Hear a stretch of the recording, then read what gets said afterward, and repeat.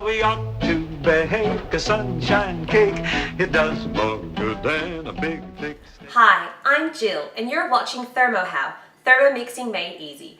Well, I'm not a massive fan of bananas. I absolutely love having banana bread. To make banana bread is quite simple and easy. You'll need some butter, 2 eggs, some brown sugar and some white sugar, some flour, and you'll also need 3 bananas.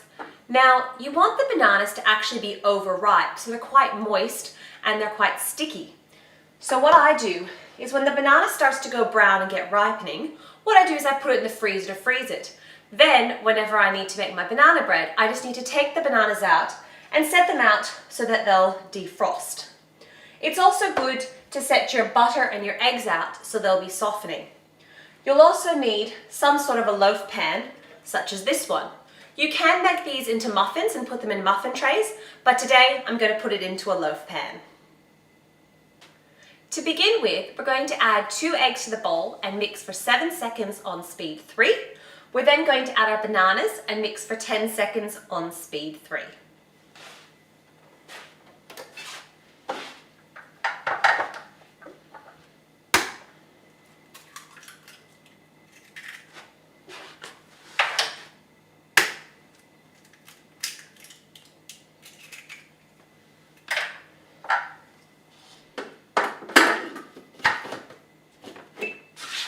Seven seconds on speed 3.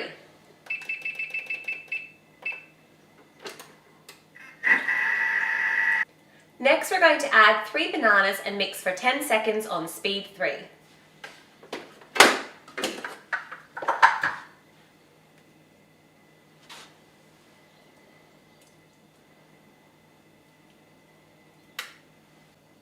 We now mix the 3 bananas for 10 seconds on speed 3.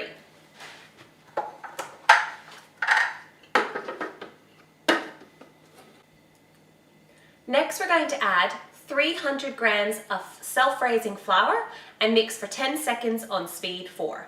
After this is mixed, we'll scrape down the sides of the bowl.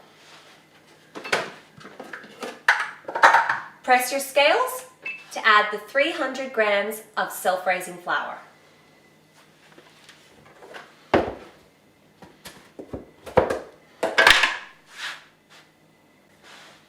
And now we mix our flour for 10 seconds on speed 4.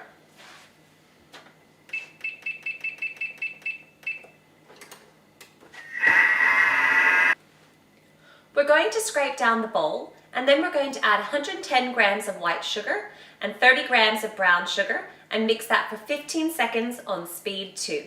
By having the combination of the brown and the white sugar gives it a really rich flavour that I quite like.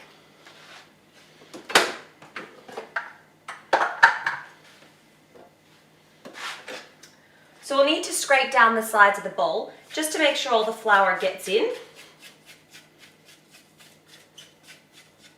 And then we'll add our sugars.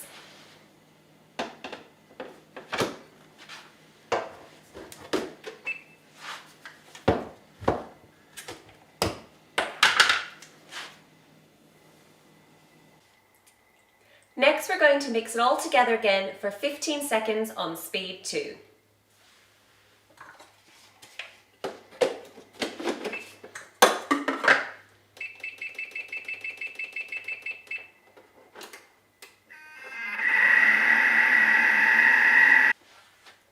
Now that it's finished mixing, what I need to do is I need to put it into the loaf pan and I'm going to bake it. Now with the butter, you just use that to put along the edges to stop it from sticking. Otherwise, you could also use baking paper to line the tray.